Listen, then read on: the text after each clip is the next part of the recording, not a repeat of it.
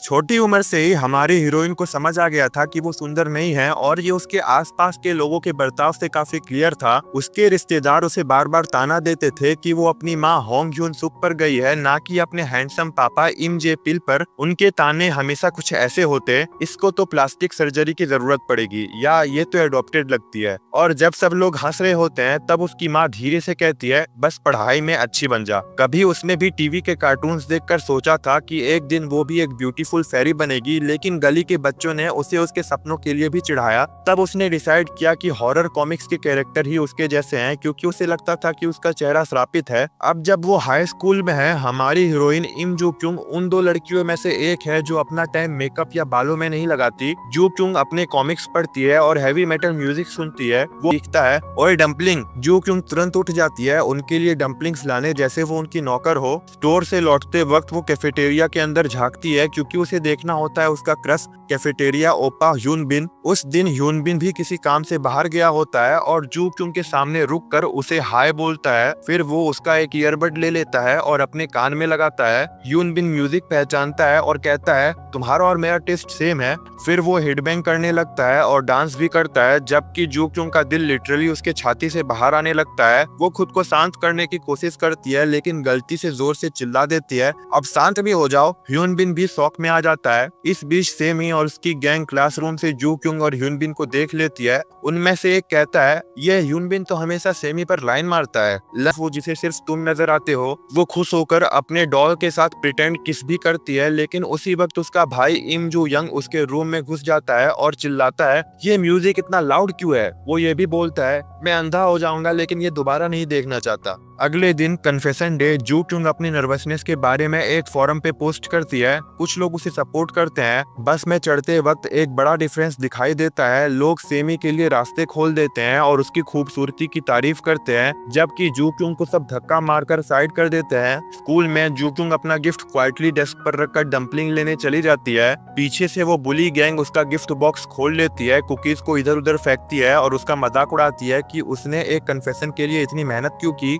Main girl semi सीधा Hyun बिन के पास जाकर प्यारी सी शक्ल बनाकर बोलती है कि उसे बुरा लगा ये सुन के कि लोग कह रहे हैं कि वो जू क्योंग के साथ डेट कर रहा है। कैफेटेरिया का प्यार में अंधा ओपा खुद को दोषी मानते हुए माफी मांगता है। सेमी उसे फील करने देती है कि शायद उसके पास भी चांस है। जू क्योंग की मॉम एक सैलो चलाती है और अपने कस्टमर्स के काफी क्लोज है। जब वो बताती है कि उनका हस्बैंड आजकल घर पर नहीं आते और फोन पे बिजी रहते हैं, तो कस्टमर्स चिंता करते हैं कि कहीं उनका अफेयर तो नहीं चल रहा। मॉम कहती है कि अफेयर हो तो चलेगा, बस फाइनेंशियल प्रॉब्लम ना हो। तभी सैलो में दो गुंडे टाइप आदमी घुस जाते हैं और इम जे पिल की बीवी को ढूंढने लगते हैं। स्कूल में जू क्योंग फाइनली अपना गिफ्ट ह्यून बिन को देती है, लेकिन अब वो उससे काफी रूडली बिहेव करता है, क्योंकि अभी अभी उसकी बात सेमी से हुई थी। कोई साइड में से छुपके से इस कन्फेशन मोमेंट को रिकॉर्ड भी कर रहा होता है। ह्यून बिन जू क्योंग से क्लियरली कहता है कि उसने कभी सोचा भी नहीं था कि वो उसके जैसी लड़की के साथ डेट करेगा। मैड और सैटर्ड जू क्योंग सड़क के कोने में जोर जोर से रोती है। वो पास के एक बिल्डिंग में चली जाती है अपने आप को फ्रेश करने। फिर मिरर के सामने खुद को देखती है, अपनी अगली इमेज को याद करके अपना चश्मा फेंक देती है। वो जोर जोर से रोते हुए कहती है, मैं स्कूल वापस कैसे जाऊंगी, कोई मुझे पसंद नहीं करता। फिर वो हाई राइज बिल्डिंग की छत पर जाकर लंबे टाइम तक शहर का नजारा देखती है। जब वो जंप करने वाली होती है तभी उसकी नजर एक बिलबोर्ड पे पड़ती है। एक फॉर्मर आइडल जंग से ह्यून के लिए बर्थडे ट्रिब्यूट होता है। उसे याद आता है, अगर वो जिंदा होता तो आज 18 का होता। तब जू क्योंग रियलाइज करती है, मुझे मरना नहीं है। लेकिन उसी मोमेंट एक लड़का भाग कर आता है और उसे लेज से खींच लेता है। उसका चश्मा गिर जाता है और वो उस लड़के के ऊपर गिर जाती है। वो लड़का है ली सू हो। वो रिलीव्ड लगता है, फिर गुस्से में उससे कहता है, ऐसा क्या हो गया तुम्हारे साथ जो मरने का सोच लिया? तुम्हारे लव्ड वंस का क्या, तुम उनके लिए गिल्ट छोड़ जाती। वो थोड़ा पर्सनल हो जाता है, जैसे उसने खुद कुछ ऐसा फील किया हो, और अंदर चला जाता है। जू क्यों कुछ देख नहीं पा रही होती क्योंकि उसका चश्मा गिर गया था। वो अंधेपन में स्टेयर से नीचे जाने लगती है क्योंकि लिफ्ट बंद होती है। वो रेलिंग पकड़ के चिल्ला रही होती है, आज उसी रुक जाओ। लॉल, उसे दिख नहीं रहा होता कि वो भी एक ही उम्र का लड़का है। सू हो पहले तो इग्नोर करता है, लेकिन जैसे ही उसे गिरते हुए सुनता है वापस आता है और उसे उठाता है, लेकिन जू क्यों गलती से उसका बट पकड़ लेती है। लॉल। सू हो फाइनली जू क्यों को पिगी बैक राइड देकर स्टेयर से नीचे लाता है। जू क्यों ऑकवर्डली साइलेंस तोड़ने की कोशिश करती है और कन्वर्सेशन स्टार्ट करती है। उसके दिमाग में ये बैठ जाता है कि सू हो इतना गुस्सा इसलिए था क्योंकि शायद उसके लाइफ में भी कोई ऐसा था जिसे ऐसे सुसाइडल थॉट्स आए थे और जो अब नहीं रहा। लेकिन सुहो उस बात का जवाब देने के बजाय सिर्फ इतना बोलता है, तुम हैवी हो। वो हाईमिन के साथ अपनी एक तरफ वाली दोस्ती को देखती है और रियलाइज करती है, मैंने सिर्फ एज्यूम कर लिया था कि हम दोस्त हैं। उसका मन करता है स्कूल छोड़ने का। दूसरी तरफ ही क्योंग मॉम के साथ ड्रिंक पे जाती है। वही मॉम बताती है कि उन्हें अपना अपार्टमेंट बेचना पड़ेगा और पुराने घर वापस शिफ्ट होना पड़ेगा क्योंकि डैड ने लोन में स्कैम कर दिया है। ही चुंग ऑफर करती है हेल्प करने का, लेकिन मॉम कहती है ये मेरे हस्बैंड की गलती है, मैं ही ठीक करूंगी। रात में जू तुम फोरम पे पोस्ट करती है, मुझे इसलिए रिजेक्ट किया गया क्योंकि मैं अगली हूँ। किसी यूजर का कमेंट आता है, मेकअप का यूज करो, ये सब चेंज हो सकता है, और एक ब्लॉग पोस्ट का लिंक देता है। ये पढ़ते ही जू क्यों एक्साइटेड हो जाती है। अगले दिन स्कूल में वो आती है एक नए लुक के साथ। सब उसकी तरफ देखते हैं लेकिन गलत रीजंस के लिए। उसके white face, bright pink cheeks और डार्क आई लाइनर ने स्कूल में भूचाल ला दिया है। बच्चे उसके फोटोज लेते हैं और जब वो घर जाती है तो उसकी मॉम लिटरली हार्ट अटैक की कंडीशन में होती है। ये क्या भूत बन के आ गई। जू क्यों मॉम से भीख मांगती है कि उसका स्कूल ट्रांसफर कर दिया जाए। जब उसे पता चलता है कि वैसे भी उनका घर शिफ्ट होने वाला है तो वो ओवर द मून हो जाती है। फोरम पे वो अपनी मेकअप का पिक पोस्ट करती है। यूजर्स उसे ऑनेस्ट फीडबैक देते हैं,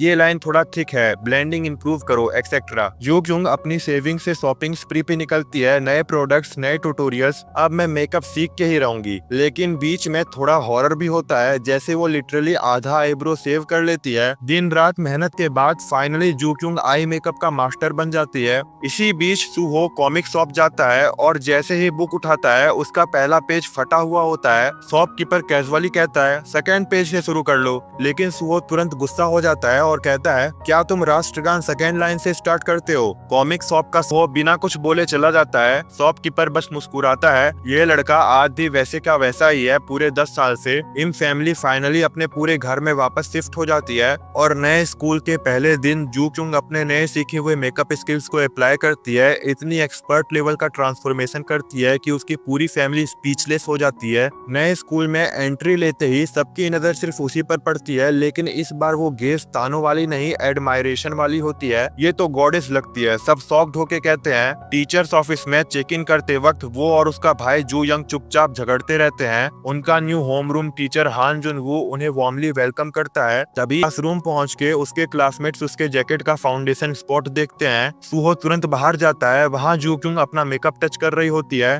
वो उसके जैकेट को उसके सिर पे फेंक देता है। मिस्टर हान जू क्यों को क्लास में इंट्रोड्यूस करते हैं। इस बार क्लास उसे अच्छे से वेलकम करता है। जू क्यों रियलाइज करती है सुंदर दिखने से लोग का बिहेवियर भी बदल जाता है। एक्सेप्ट सुहो, उसका एटीट्यूड सेम कोल्ड ही रहता है। जब जू क्यों को उसके पास वाली सीट मिलती है वो ड्रामा करती है, सर मेरी आंखों में प्रॉब्लम है, तो उसे शिफ्ट कर दिया जाता है। एक बबली लड़की चोई सू आ के पीछे वाली सीट पर। फुआ सुपर फ्रेंडली होती है और पहले ही पीरियड के बाद जू क्यों से उसका नंबर मांग लेती है। जब अगर होती तो डेफिनेटली वायरल होती। तभी आती है कान सूजिन। सुआ उसे अपनी बेस्ट फ्रेंड और सेवियम हाई की क्वीन के रूप में इंट्रोड्यूस करती है। जब सुआ बोलती है कि अब कंपटीशन होने वाली है क्योंकि जू क्यों भी क्वीन बन सकती है, तो सूजिन सिर्फ स्माइल करती है और कहती है सॉरी मेरी दोस्त थोड़ा ज्यादा बोलती है। ब्रेक टाइम में जू क्यों सुहो के जैकेट को वॉश करने की कोशिश करती है लेकिन और बिगाड़ देती है। बाहर ही खड़े सुहो पर पानी छिड़क जाता है। इरिटेटेड होकर वो कहता है फेंको इसे। ये सब दूसरी लड़कियां देख लेती है। सुआ कहती है वो हैंडसम है लेकिन उसका निकनेम है हैंडसम साइकोपैथ। सुआ जू क्यों का हाथ पकड़कर हॉलवे में चलती है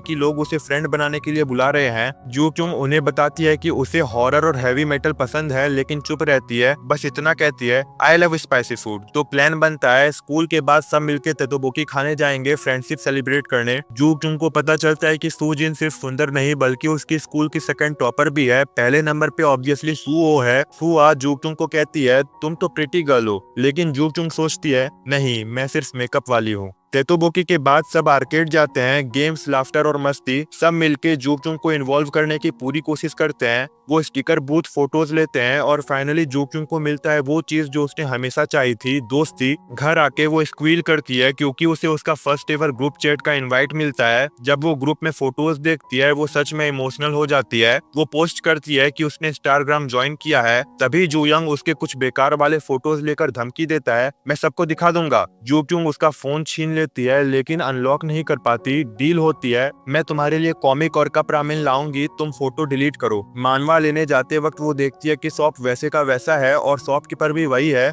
वापस आई है तू, वो खुशी से कहता है, ले जाता है। दोनों बुक के लिए झगड़ा करते हैं। जू चुंग जंप करती है और सीधा उसके ऊपर गिर जाती है। वो शॉक्ड होती है, ये तो सूहो है, और सूहो उसे पहचान जाता है, रूफटॉप वाली लड़की। इसी के साथ ये एपिसोड यहाँ खत्म होता है। ये एपिसोड आपको कैसा लगा कमेंट में बताइएगा। वीडियो पसंद आया तो लाइक करे, चैनल पे नए हो तो सब्सक्राइब करे। Thank you so much for watching.